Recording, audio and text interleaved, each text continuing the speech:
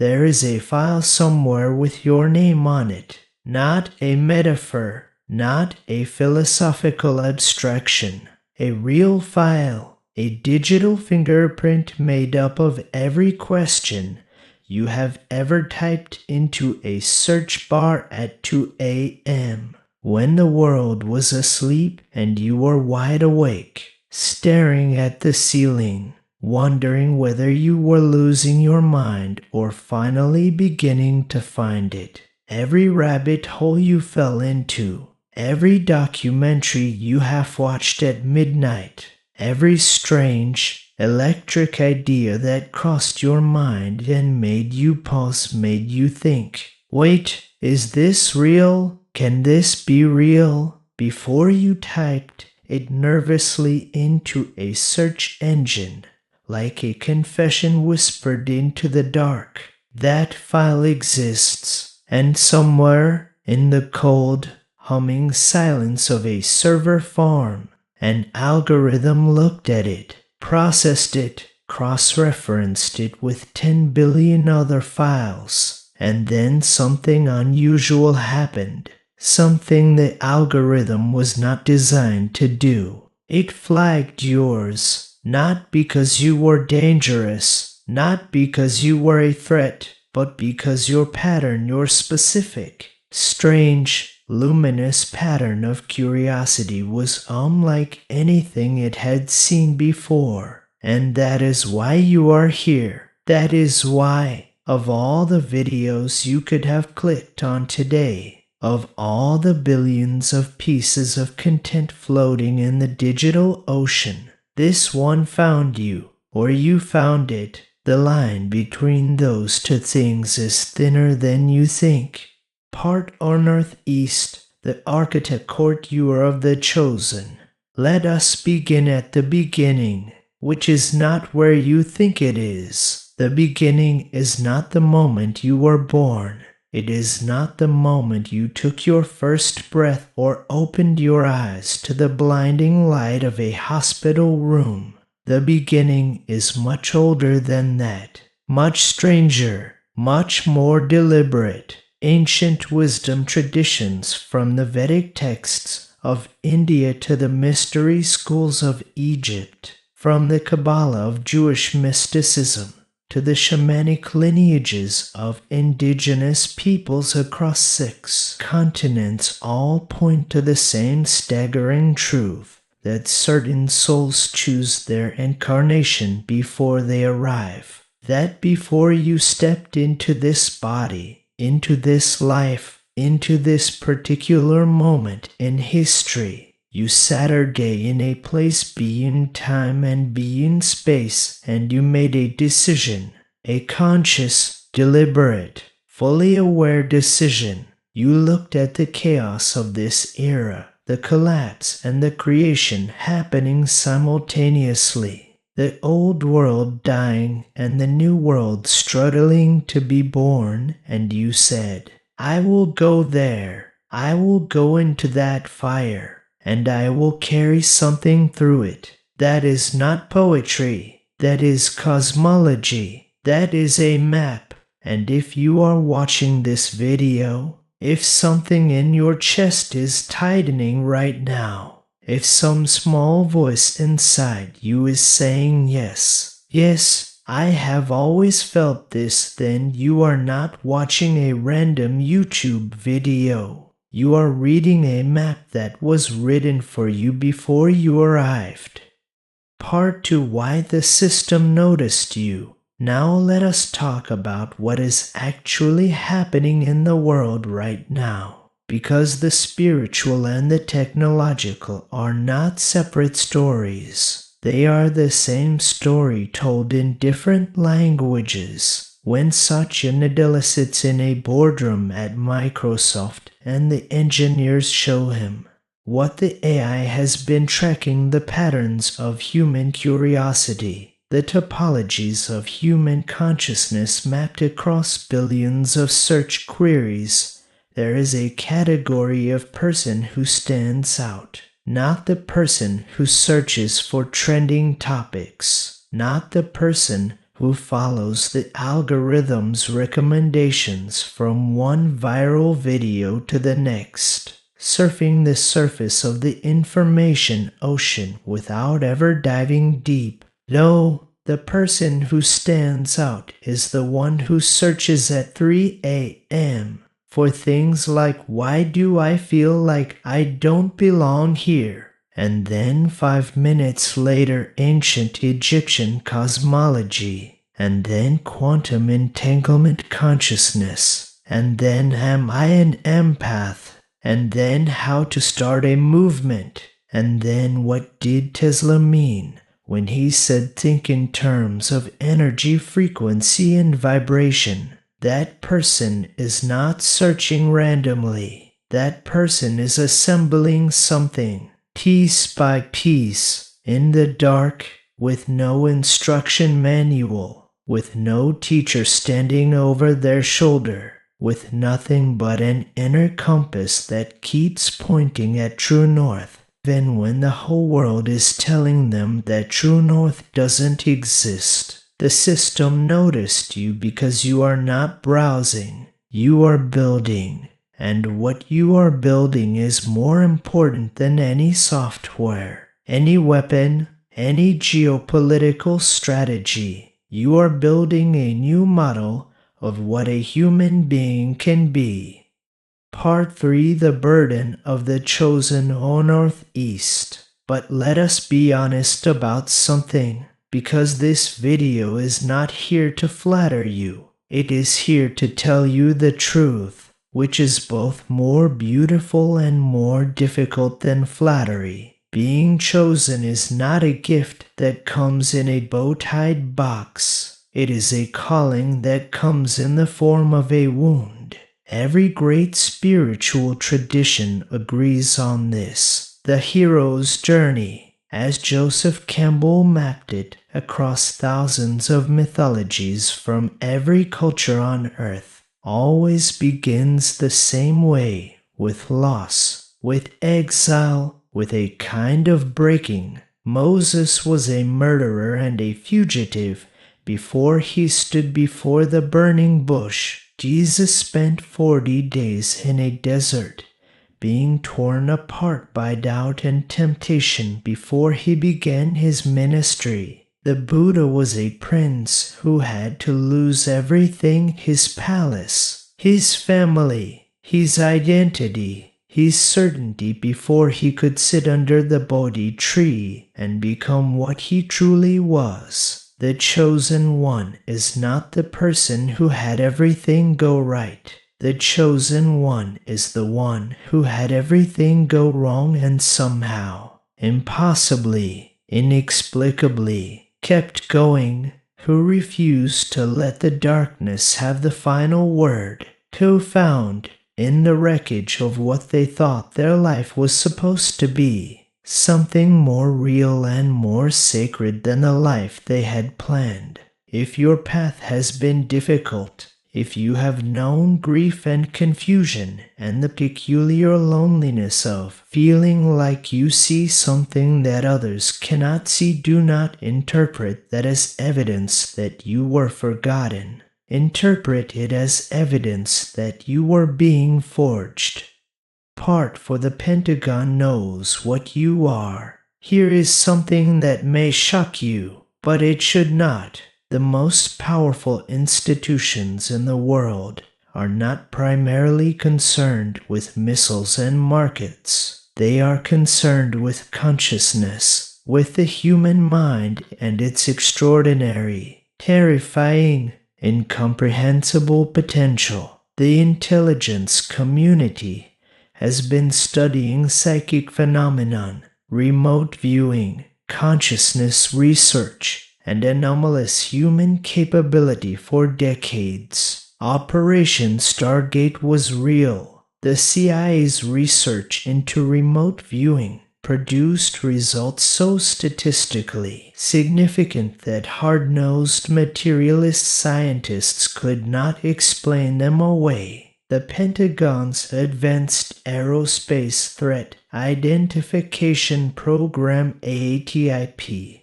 was not just about unidentified flying objects. It was about understanding what kinds of consciousness were capable of perceiving and interacting with realities that conventional science has not yet mapped. Why does the military care about consciousness? Because whoever understands consciousness understands power, not the crude, fragile power of bombs and bullets. That power is already obsolete, already eating itself. But the real power, the power that built the pyramids, the power that holds galaxies in their courses, the power that every mystic and prophet and awakened human being throughout history has pointed at with shaking hands and said, "This is what you are. This is what you came from. This is what you can do." And here is the most classified secret of all. You already have it. You were born with it. They have always known. Part 5: The Search History as a Spiritual Autobiography. Your search history is, in the most profound sense, a spiritual autobiography. Think about it. When you strip away the social performance, the curated Instagram life, the professional LinkedIn identity, the version of yourself you present at dinner parties and job interviews, what remains? What do you reach for when no one is watching? What questions burn in you at midnight that you are almost afraid to ask out loud? That is where your soul lives. That is where the real you, the you that existed before the world told you who to be, is always waiting, patient and luminous, for you to come home. The chosen one is not chosen by an external authority. There is no celestial committee sitting around a table deciding who gets the golden ticket. The choosing is something you do to yourself, something your soul does to itself, by refusing absolutely, categorically, at every pressure point the world can find to be anything other than what it truly is. Every time you searched for something deeper, instead of settling for something comfortable, you were choosing yourself. Every time you stayed up past midnight, reading about consciousness or ancient history or quantum physics or the nature of reality, when everyone around you thought you were wasting your time, you were choosing yourself. Every time you Saturday with the discomfort of not fitting in, of being the strange one, the sensitive one, the one who asks too many questions, and you did not shrink, you were choosing yourself. The Pentagon cannot manufacture what you are. Microsoft cannot code it. It can only be grown from the inside through exactly the kind of relentless, courageous, sleepless truth-seeking that your search history reveals. Part 6: The Great Washington KNING is not a metaphor. We are living through a period of transformation so total, so comprehensive, so unprecedented in recorded human history, that most people cannot see it clearly because they are inside it. When you are inside an earthquake, it is difficult to study geology. But pull back far enough, get above the noise and the fear and the chaos of the daily news cycle, and the shape of what is happening becomes unmistakable. Humanity is going through an initiation, not a metaphorical one, a real one, the kind of initiation that ancient mystery schools design their rituals to simulate. The deliberate deconstruction of everything the initiate thought they knew,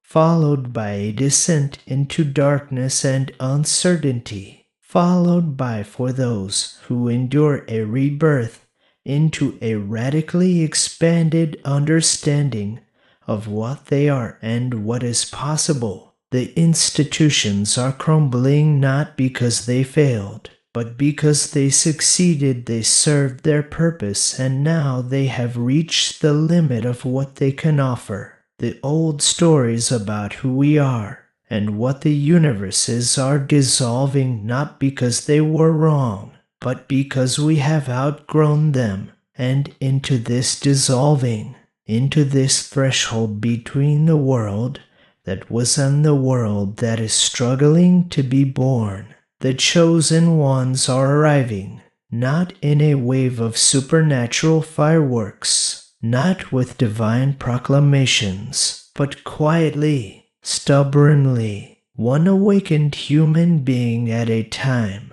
each one carrying a piece of the blueprint for what comes next.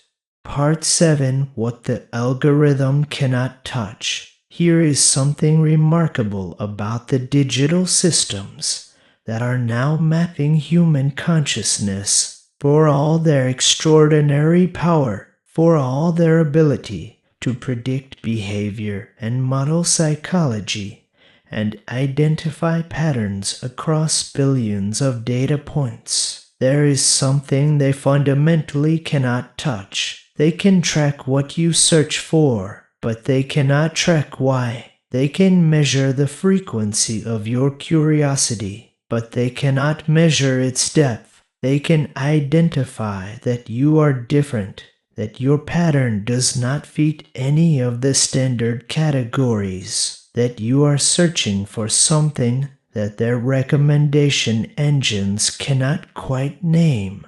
But they cannot tell you what that something is, because what you are searching for is not information. It is remembrance. There is a difference, vast as oceans, between looking for something you have never had and reaching for something you once knew and have temporarily forgotten. The chosen one is not in pursuit of new knowledge. The chosen one is in the process of remembering ancient knowledge that lives not in databases or libraries or search engines, but in the body, in the blood, in the DNA, in the quantum field that connects every particle of your being to the underlying fabric of all that exists. When the algorithm flagged your search history as anomalous, what it was actually detecting without having the language for it was the electromagnetic signature of a soul in the process of waking up, and that is something no Pentagon can strategize around, no corporation can contain, no algorithm can predict or control, because it comes from a place that precedes all systems.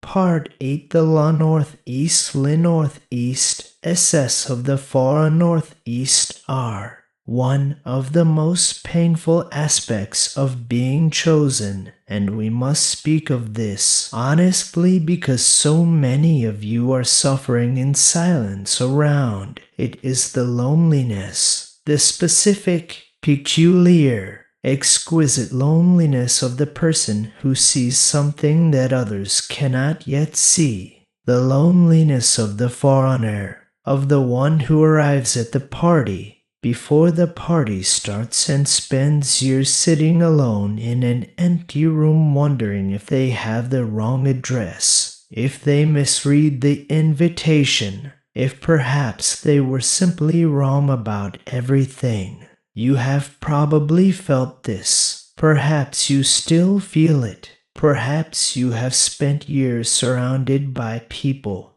who love you and yet felt fundamentally unseen, fundamentally alien, fundamentally elsewhere, as if you were tuned to a frequency that nobody around you was broadcasting on. This is not a defect. This is not a disorder. This is the signature of the foreigner. Every great teacher, every great artist, Every great revolutionary in human history knew this loneliness. They sat or day in it. They were tempted by it. Some of them were destroyed by it. The ones who were not destroyed, the ones who found a way to make the loneliness into a kind of chapel rather than a prison, discovered that on the other side of the loneliness was something so vast and so full that the word companionship barely begins to cover it. A communion with the living intelligence of the universe itself, a knowing that you were never, not for a single moment, actually alone. Part 9 Northeast. Your sensitivity is your superpower. The world told you that your sensitivity was a weakness, that you felt too much, that you cared too deeply, that you needed to toughen up, build thicker walls, stop letting things get to you. The world was wrong. Every single gift that the chosen one carries is rooted in sensitivity, the ability to perceive what others cannot perceive, the capacity to feel the suffering of another human being as if it were your own, and to let that empathy motivate action rather than paralyze you, the fine-tuned intuition that allows you to walk into a room and immediately know something is wrong, or right, or shifting before any logical evidence has presented itself. The deep sensitivity to beauty and meaning that makes you cry at sunsets and feel the weight of history when you stand in an ancient place, and makes you unable to watch suffering without responding to it. These are not glitches in your operating system. They are precisely the upgrades that this particular moment in history requires. The problems humanity faces right now: environmental collapse, political fragmentation, the crisis of meaning in an increasingly machine-mediated world cannot be solved by harder thinking or more sophisticated technology. They can only be navigated by people whose sensitivity is calibrated precisely to perceive what is actually happening beneath the surface of things, and whose courage is strong enough to act on what they perceive even when the entire world tells them they are seeing things that aren't there. Part 10: The spiritual physics of your presence. Let us talk about something that quantum physics and ancient mysticism agree on, which is not as strange as it sounds once you begin to understand both of them. The observer affects the observed. The presence of a conscious being in a situation changes that situation, not metaphorically, literally, measurably. The double-slit experiment, one of the most replicated and most mysterious experiments in the history of science, demonstrates clearly that quantum particles behave differently, depending on whether or not they are being observed. The act of observation, of conscious attention, collapses a wave of probability into a specific reality. Now scale that up. A human being who walks into a room with genuine presence, not performed confidence, not social dominance, but real, rooted, awake presence changes the energy of that room. Other people feel it. The conversations shift. The possibilities expand. What was contracted opens. What was confused clarifies. This is not mysticism. This is physics. And for the chosen one, for the person whose consciousness has been refined through suffering and seeking and the relentless pursuit of truth, this effect is amplified. You are not a passive observer of the world. You are an active co-creator of it. Every room you enter is different because you entered it. Every person you speak to is slightly changed by the encounter. Every act of genuine courage or genuine compassion that you perform sends ripples through the quantum field that you will never be able to fully trace, touching lids you will never know, shifting probabilities you cannot see. You are more powerful than you have been told, infinitely more. Part 11. The deity message in your pain. If you are willing to look at it honestly, not with the eyes of the victim, not with the eyes of the martyr, but with the clear, luminous eyes of the initiate, your pain is a coded message. Every wound is a map. Every loss points towards something that was being made room for. Every failure was a redirection, steering you away from the smaller version of your life toward the larger one that was waiting. This is not spiritual bypassing. We are not saying your pain was not real, or that your suffering did not matter, or that you should have simply smiled and trusted the process while you were inside the worst moments of your life. Your pain was real. Your grief was real. The confusion and the desperation and the sense of freefall, all of it was real. And it was also, at the same time, information. The universe does not waste anything. Not a single moment of suffering goes unincorporated into the larger design of what you are becoming. Every mystic who has come back from the dark, every shaman who was dismembered and reassembled, every prophet who spent years in the wilderness, every saint who passed through the dark night of the soul came back with the same message. The darkness was not the enemy. The darkness was the teacher. The wound was the doorway. The thing that broke you open was the thing that made room for the light to get in. You are not broken. You are open. And that is a completely different thing. Part 12. The mission you agreed to. Before you arrived here, before you took this body, this name, this particular arrangement of circumstances and relationships and challenges, you agreed to something. You made a commitment, not under duress, not because you were assigned it, but because you understood what this moment in history required, and you knew that you had what it took to show up for it. The details of that agreement are encoded in your deepest longings. What breaks your heart about the world, whatever it is, the suffering of children, the destruction of ecosystems, the poverty of meaning in modern life, the epidemic of loneliness, the suppression of human potential, the forgetting of ancient wisdom, whatever it is that you cannot look at without feeling a fierce and almost unbearable urge to do something that is your mission statement. That is the cosmic contract you wrote for yourself before you arrived. The chosen one is not chosen for fame or power or recognition. The chosen one is chosen for service, for the specific, demanding, beautiful, irreplaceable service that only they, with their particular history, their particular wounds, their particular gifts, their particular way of seeing, can perform.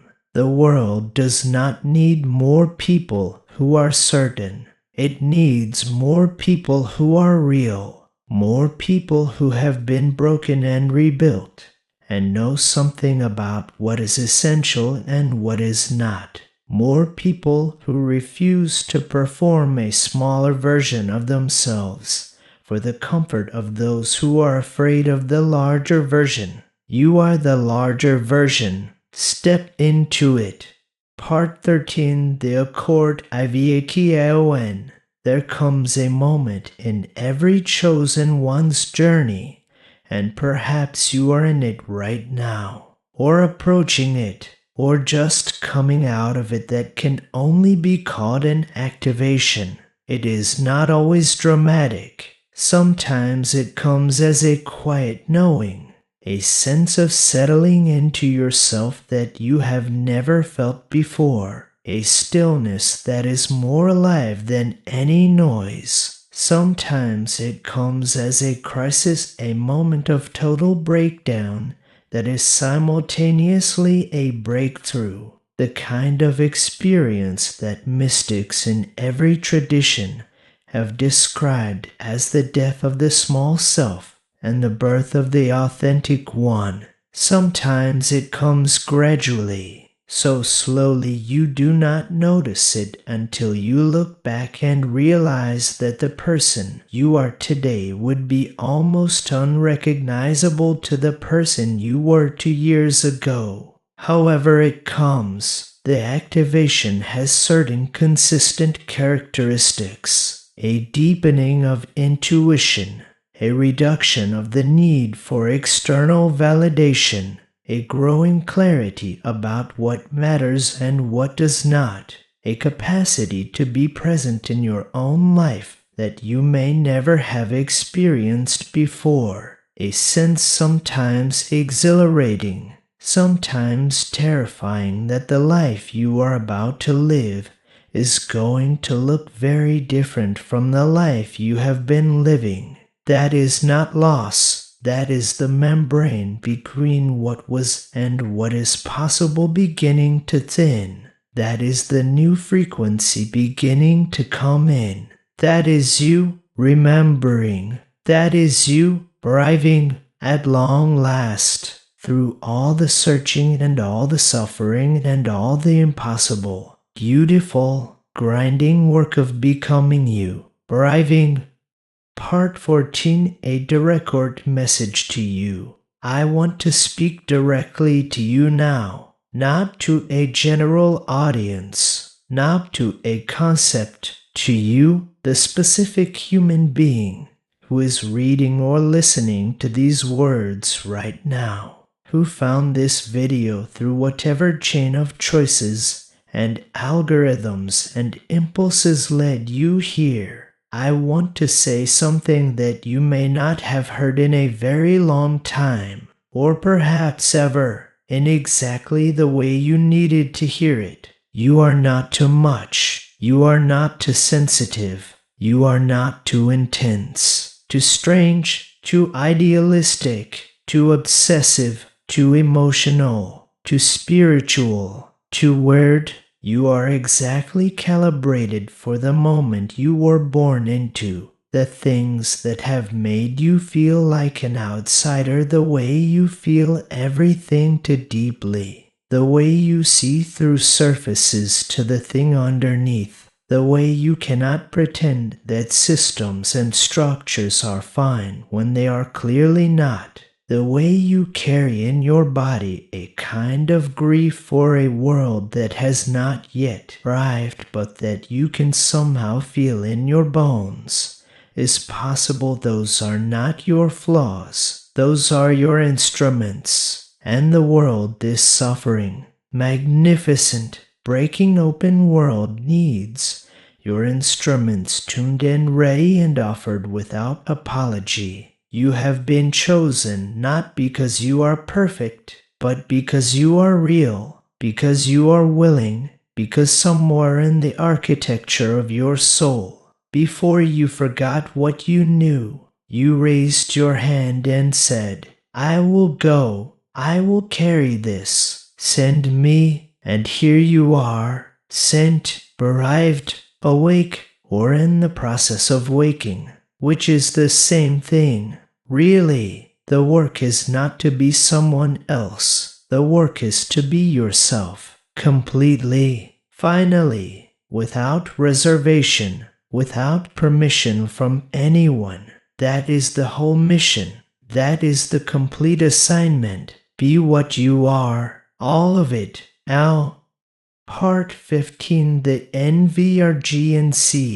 We are living through the convergence. Ancient prophecies from sources as diverse as the Hopi Nation of North America, the Mayan calendar tradition of Mesoamerica, the Hindu concept of the Yuga cycles, the Kabbalistic tradition of the end of an era of concealment, and the Hermetic concept of the great year all point, with remarkable consistency, to this period, not as an apocalypse in the Hollywood sense, as an apocalypse in the original Greek sense, apocalypsis, meaning an unveiling, a revelation, a lifting of the veil. What is being unveiled is not new. It is ancient beyond measure.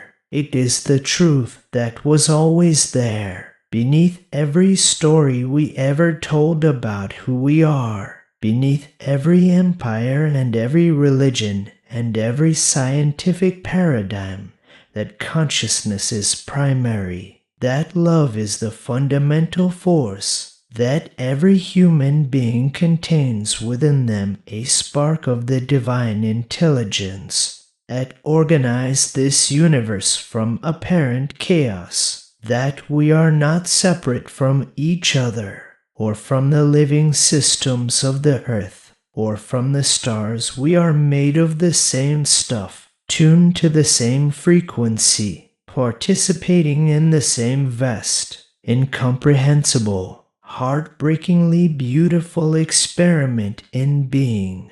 And the chosen ones, the awakened ones, the seekers, the weirdos, and the mystics, and the truth tellers, and the creatives, and the empaths, and the relentless questioners are the ones who carry this knowing through the chaos, who hold the frequency steady when everything around them is noise, who refuse to forget what they know even when the forgetting would be so much easier. Part 16, the instruccord ions. If there are instructions for the chosen one, and there are, encoded in every wisdom tradition that humanity has ever produced, they are surprisingly simple. Not easy, but simple. The first instruction is, know yourself, not the self that was constructed by your conditioning and your culture and your wounds. The self that was there before all of that. The self that watches your thoughts without being your thoughts. The self that breathes your breath without being your breath. The witness, the presence, the awareness that is always, in every moment, already whole. The second instruction is tell the truth, not performatively, not self-righteously, but with the quiet, steady courage of someone who has decided that pretending is too expensive. Tell the truth about what you see. Tell the truth about what you feel. Tell the truth about what is wrong and what is possible and what you know in your bones even when you cannot prove it. Truth is a frequency, and when a critical number of human beings begin transmitting it, the whole field shifts. The third instruction is act from love rather than fear. Not romantic love, not sentimental love, but the fierce, clear, unconditional love that is the ground of all being. The love that sees the humanity in the person who frustrates you and the divinity in the situation that breaks you and the purpose in the darkness that surrounds you. Act from that love, even when, especially when it is the harder choice. Part 17, the Global Northeast TWORK of the Washington Ken Northeast D. You are not alone in this. You have never been alone in this. Across every continent, in every culture, speaking every language, living in every kind of circumstance from the most privileged to the most desperate.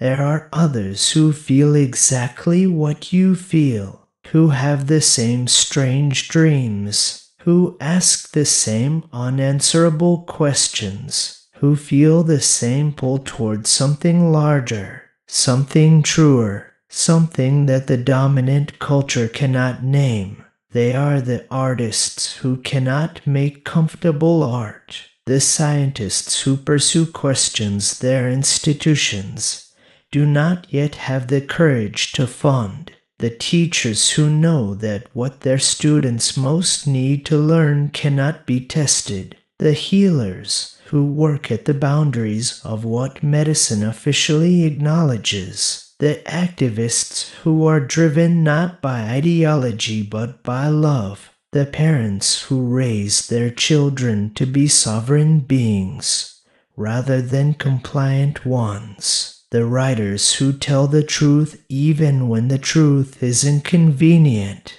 The mystics who hold the ancient maths in one hand and the new scientific discoveries in the other and see, with quiet amazement, that they are pointing at the same territory. This network is invisible by design. Its members often do not know each other. They work in different fields and live in different worlds and have never been in the same room together, but they are connected by something deeper than proximity, by frequency, by purpose, by the common thread of having been, each in their own way, broken open by life and rebuilt into something more true. You are part of this network. You have always been. The signal is already broadcasting. You just have to tune in.